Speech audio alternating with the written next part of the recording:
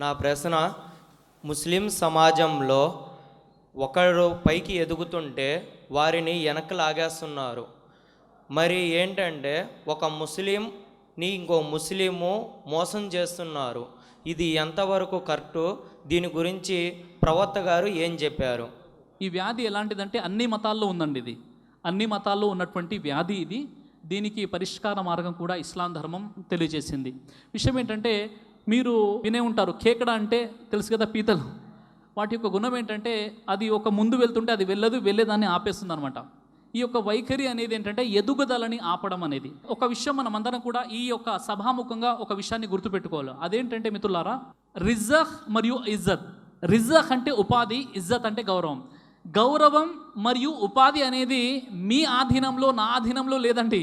సకల లోకాల సృష్టికర్తనటువంటి అల్లా ఆధీనంలో ఉంది, భగవంతుని ఆధీనంలో ఉంది, దైవం ఆధీనంలో ఉంది. మీకు ఒక పొజిషన్, ఉన్నతమైనటువంటి స్థానం ఇవ్వాలి అనుకుంటే ప్రపంచంలో ఉన్నవారంతా కూడా వారు పీతల్లా పట్టి లాగినా మీ స్థానాన్ని మీరు వెళ్ళిపోతారు. మీరు హిందూ అయినా, ముస్లిం అయినా, క్రైస్తవులైనా మీకు ఒక స్థానాన్ని దేవుడు ప్రసాదించాలి. మార్కెట్లో, సమాజంలో మీకంటూ ఒక గుర్తింపు, మీకంటూ ఒక గౌరవాన్ని ప్రసాదించాలని భగవంతుడు అనుకున్నప్పుడు ఎవరు వెనక నుండి లాగినా మీ పొజిషన్, మీ స్థానాన్ని మీరు వెళ్ళిపోతారు. ఒకవేళ మీ పట్ల భగవంతుడు అయిష్టంగా ఉండి భగవంతుడే మిమ్మల్ని పరాభావం చేయాలి అనుకున్నప్పుడు పూర్తి నేషనల్, ఇంటర్నేషనల్ మొత్తం కూడా మీరు, సెంట్రల్ గవర్నమెంట్ మీతో పాటు ఉన్న, ప్రైమ్ మినిస్టర్ మోదీ గారు మీకు సపోర్ట్లో ఉన్నా మీరు పైకి రాలేరు. ఎందుకు? ఇది భగవంతుని యొక్క శక్తి. అది ఈ విషయాన్ని మనం, ఈ సూత్రాన్ని ఎప్పుడు కూడా మనం గుర్తుపెట్టుకోవాలి. కాబట్టి ఇజ్జత్ అంటే గౌరవం, జిల్లత్ అంటే పరాభావం. ఇది భగవంతుని ఆధీనంలో ఉంది. అదేవిధంగా రిజక్ అంటే ఉపాధి. మీకు ఎంత ఇవ్వాలి, మీరు ఏ పొజిషన్లోకి వెళ్ళిపోవాలి, మీరు ఎంత సంపాదిస్తారు, మీ యొక్క మార్కెట్లో మీ గౌరవం ఎలా ఉంటుంది అన్నది కూడా భగవంతుని ఆధీనంలో ఉంటుంది. మన ప్రయత్నం మనం చేసుకుంటూ వెళ్ళిపోవాలి. మరో విషయం ఏంటి, ఈ అసూయ అనేది ఒక చెదలు లాంటిది. కాబట్టి అసూయకు సంబంధించి ప్రవక్త వారు ఏం చెప్పారంటే, ఒక చిన్న విషయం, ఒక హదీస్ నేను చెప్తాను. అదేమిటంటే, హజరత్ అనస్ బిన్ మాలిక్ రదియల్లాహు అన్హు వారి యొక్క ఉల్లేఖనం ప్రకారంగా ప్రవక్త ముహమ్మద్ సల్లల్లాహు అలైహి వసల్లం వారి వద్ద శిష్యులందరూ కూర్చొని ఉన్నారు. అప్పుడు ఒక వ్యక్తి అక్కడి నుండి నడుచుకుంటూ వెళ్తుంటే ప్రవక్త వారు అన్నారు, ఇప్పుడు కాసేపట్లో ఇక్కడ నుండి ఒక వ్యక్తి నడుచుకుంటూ వెళ్తాడు, ఆ వ్యక్తి నిస్సందేహంగా స్వర్గవాసి, స్వర్గానికి వెళ్ళేవాడే ఉంటాడు ప్రవక్త వారు చెప్పారు. చెప్పగానే అందరూ ఆతృతగా ఎదురు చూస్తున్నారు. అంత గొప్ప వ్యక్తి ఎవరయ్యా స్వర్గానికి వెళ్ళేవాడు, ప్రవక్త వారు గ్యారంటీ ఇస్తున్నారని సహాబాలు చూస్తున్నారు. అంతలోనే ఒక అన్సార్ తెగకు చెందినటువంటి ఒక వ్యక్తి అక్కడ నుండి వెళ్ళాడు. చూశారు అందరూ. ప్రవక్త వారు చెప్పారు, ఇతడు స్వర్గవాసి. రెండో రోజు మళ్ళీ ప్రవక్త వారు అన్నారు, సహాబాలు కూర్చో ఉన్నారు, ఇప్పుడు ఒక వ్యక్తి వెళ్ళనున్నాడు ఈ సువిశాలమైనటువంటి మార్గం ద్వారా, అతడు స్వర్గానికి వెళ్తాడు. రెండో రోజు కూడా అన్సార్ జాతికి చెందినటువంటి అదే వ్యక్తి ఉన్నాడు. మూడో రోజు మళ్ళీ ప్రవక్త వారు ఉన్నారు. మూడో రోజు కూడా అదే వ్యక్తి ఆ యొక్క మార్గం గుండా ప్రయాణం చేశాడు.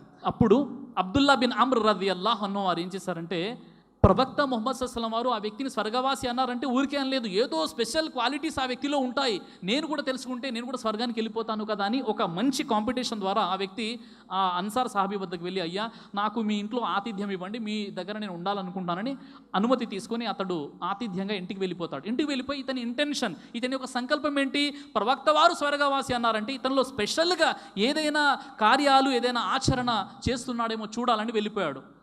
ఒకరోజు మొత్తం ఉన్నారు. ఉండగానే అతనికి ఏమీ అర్థం అవ్వట్లేదు. సాధారణంగా ఏదైతే విశ్వాసులు చేస్తారో అదే ఆచరణ చేస్తున్నాడు. రాత్రి అంటే చివరి ఘడియల్లో తహజ్జుద్ నమాజ్ కంటే ముందు ఈ సహాబీ వారు లేశారు, అబ్దుల్లా బిన్ అమర్. కానీ అన్సార్ జాతికి చెందిన వ్యక్తి లేవలేదు. ఫజర్ కంటే ముందు లేచి నమాజ్ చేసుకుని తర్వాత మళ్ళీ అజాన్ తర్వాత మళ్ళీ ఫజర్ నమాజ్ చేసుకున్నారు. అంటే తహజ్జుద్ నమాజ్ కూడా చేయలేదు. ప్రత్యేకమైనటువంటి ఆచరణ 3 రోజుల్లో ఏది గమనించలేదు. తర్వాత ఆయనకు అర్థం అవ్వలేదు.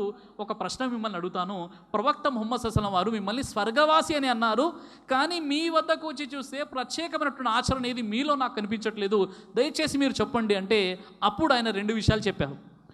2 విషయాలు. ఒక విషయం ఏంటంటే, నేను నా తోటి ముస్లిం వ్యక్తి పట్ల అసూయను కలిగి ఉండను, మొదటి విషయం. రెండో విషయం, నేను నా తోటి ముస్లింని మోసగించాలి అనే ఆలోచన నాలో రాదు.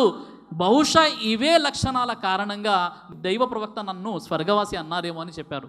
కాబట్టి మిత్రులారా, ఒక విషయాన్ని మనం గుర్తుపెట్టుకోవాలి. అదేంటంటే ఇజ్జత్, గౌరవం, రిజక్, ఉపాధి అల్లా అధీనంలో ఉంది. కాబట్టి మనం ఒకరి కోసం మంచిగా ఆలోచిస్తే తప్పకుండా అల్లాహ్ సుబ్హానహు వ తఆలా మన కోసం మంచిగా ఆలోచిస్తాడు. మనం ఒకరి కోసం చెడుగా ఆలోచిస్తే అదే చెడు కూపిలో మనం చిక్కుకుంటాం.